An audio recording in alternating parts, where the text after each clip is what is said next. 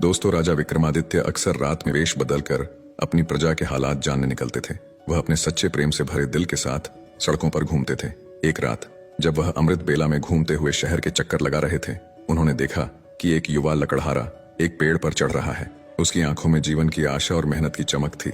लेकिन तभी अचानक एक भयंकर भालू उस पेड़ पर चढ़ने लगा। राजा ने आश्चर्य से देखा कि भालू कैसे उस पेड़ पर चढ़ रहा है, क्योंकि यह आमतौर पर भालू की आदत नहीं होती। युवा लकड़हारे ने जब भालू को देखा तो उसकी धड़कनें तेज हो गईं। डर के मारे उसने पेड़ की शाखा छोड़ दी और सीधे धरती पर गिर पड़ा। उसकी जान चली गई। वहीं भालू ने पेड़ से नीचे उतरते ही अपनी असली पहचान बदल ली और एक खूबसूरत लड़की का रूप धारण कर लिया। राजा विक्रमादित्य दूर से यह नजारा देख रहे थे। उनका मन जिज्ञासा से भर गया। वह सोचने लगे, यह लड़की अब क्या करेगी। कुछ ही समय बाद राजा के दो सैनिक जो रात की गश्त पर थे वहां पहुंचे। संयोगवश वे असली भाई थे। छोटे भाई की नजर जब उस खूबसूरत लड़की पर पड़ी तो उसने बड़े भाई से कहा, भाई देखो कितनी सुंदर लड़की बैठी है, मुझे तो शादी करनी है। बड़े भाई ने कहा, नहीं, जब तक मैं हूं तुम उससे शादी नहीं कर सकते, मुझे पहले उसका हाथ मांगना चाहिए। छोटे भाई ने तुरंत विरोध किया, मैंने उसे पहले देखा है, इसलिए मैं उससे शादी करूंगा। दोनों भाइयों के बीच बहस बढ़ गई।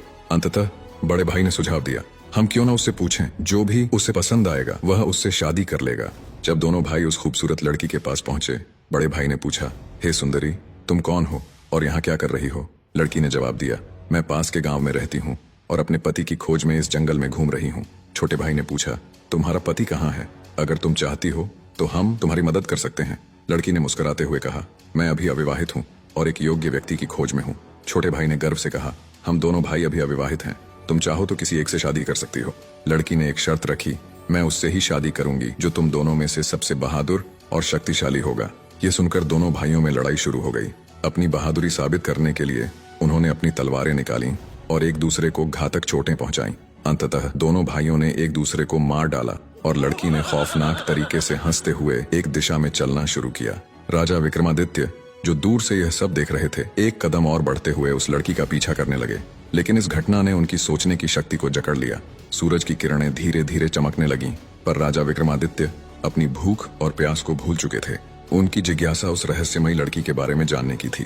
लगभग 200 कदम चलने के बाद राजा विक्रमादित्य की आंखें फिर से चौंधिया गईं। अब उस खूबसूरत लड़की ने अपना रूप बदलकर एक जहरीले नाग का रूप धारण कर लिया। वह नाग तेजी से आगे बढ़ा। नाग ने एक नदी के किनारे पहुंचकर कुछ क्षण रुका और फिर अचानक नदी में कूद गया। राजा विक्रमादित्य उस किनारे पर खड़े होकर यह सब देख रहे थे। थोड़ी ही देर में नाग ने एक नाव पर छलांग लगा दी, जिसमें लगभग 20 से 25 लोग सवार थे।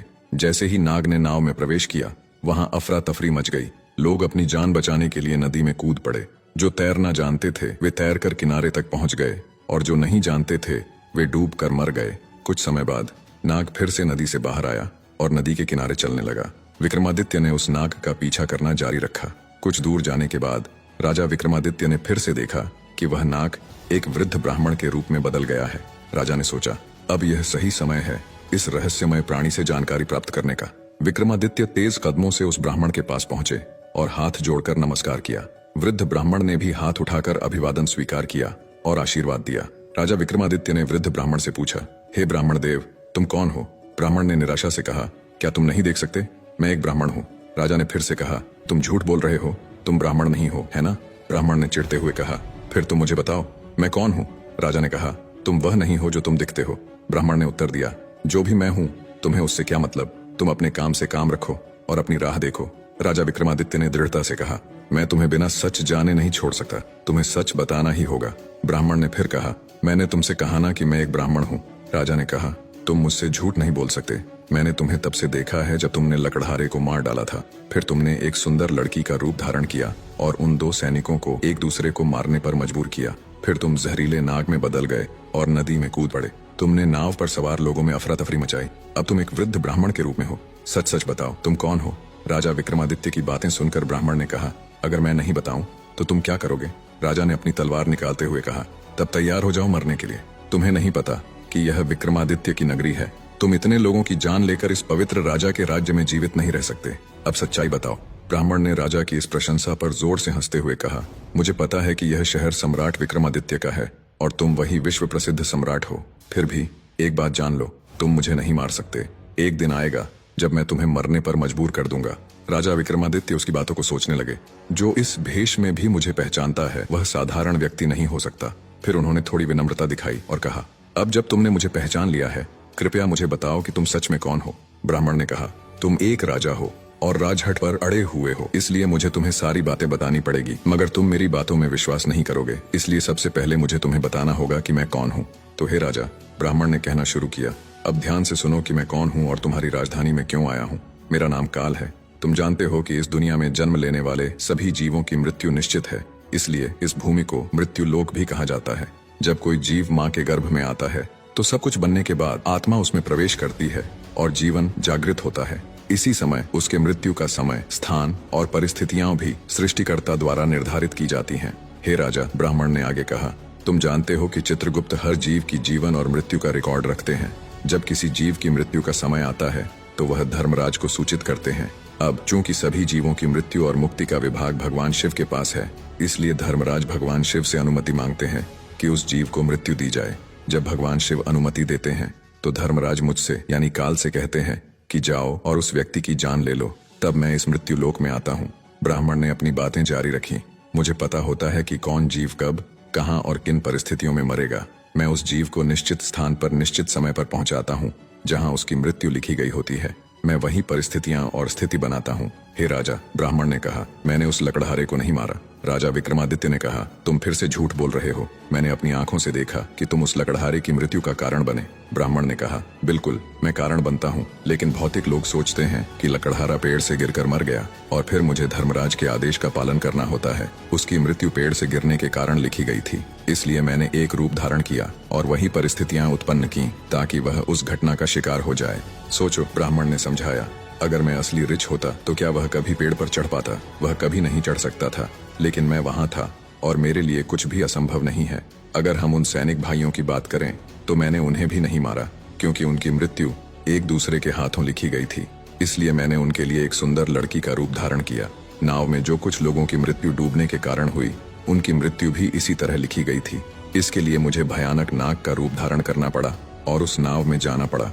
ब्राह्मण ने राजा की ओर देखा और कहा, हे राजा, मुझे लगता है कि अब तुम समझ गए होगे कि मैं कौन हूँ और क्यों आया हूँ, और तुमने यह भी समझ लिया होगा कि समय, स्थान और परिस्थितियों का भौतिक जीवन में कितना महत्वपूर्ण रोल होता है। राजा विक्रमादित्य ने काल के रूप में उपस्थित बूढ़े ब्राह्मण की बातें ध्यान से सुनी और उनके चेहरे पर गंभीरता छा गई। काल ने कहा, हे राजा, अब मैं जा रहा हूँ। राजा विक्रमादित्य ने विनम्रता से कहा, हे कालदेव, आपने मुझे बहुत अच्छी जानकारी दी है, जिसके लिए मैं आपका धन्यवाद करता हूँ। कृपया जाने से पहले मेरा एक और सवाल का जवाब दें। काल ने कहा, पूछो, जो भी पूछना है जल्दी पूछो, क्योंकि मेरे पास यहाँ रहने का ज्यादा समय नहीं है। राजा ने पूछा, कृपया बताएं कब और कहाँ और कैसे मेरी मृत्यु होगी। कालदेव ने उत्तर दिया, हे राजेंद्र, मैं तुम्हें बता सकता हूँ कि तुम कहाँ और कैसे मरोगे, लेकिन कब मरोगे यह नहीं बता सकता। राजा विक्रमादित्य ने आश्चर्य से पूछा, हे कालदेव, मृत्यु का समय बताने में तुम्हारी क्या आपत्ति है? काल ने गंभीरता से कहा, हे राजा, अगर मैं तुम्हें समय पहले से बता दूं तो तुम इसी पल से चिंता करने लगोगे, और तुम जानते हो चिंता चिता के समान होती है। अभी तुम्हें अपने शासन में कई शुभ कार्य करने हैं और लोगों के कल्याण के लिए महान कार्य करने हैं। राजा विक्रमादित्य ने संतोष से कहा, ठीक है, अगर समय नहीं बता सकते तो कम से कम मुझे बताएं कि मैं कहाँ और कैसे मारा जाऊंगा। काल ने कहा, सुनो राजन, तुम्हारी मृत्यु तुम्हारे अपने महल में सीढ़ियों से फिसलकर होगी। यह सुनकर राजा विक्रमादित्य की आंखें चौड़ी हो गईं। काल ने अपनी बात कहकर तेजी से एक दिशा में चलना शुरू किया और कुछ दूरी पर वह अदृश्य हो गया। अब तक सूर्यदेव भी अस्त हो चुके थे और चारों ओर अंधेरा छा गया था। राजा विक्रमादित्य अब शारीरिक और मानसिक रूप से थक चुके थे। अपने मन में गहरी सोच के साथ उन्होंने तेज कदमों से अपने महल की ओर बढ़ना शुरू किया। दोस्तों, आज की कहानी ने हमें एक गहरे सत्य से अवगत कराया कि काल किसी का इंतजार नहीं करता। चाहे राजा विक्रमादित्य हो या हम, हर किसी के जीवन में समय और परिस्थितियों की महत्वपूर्ण भूमिका होती है। इसलिए जीवन को संजीवनी की तरह जिए और हर पल का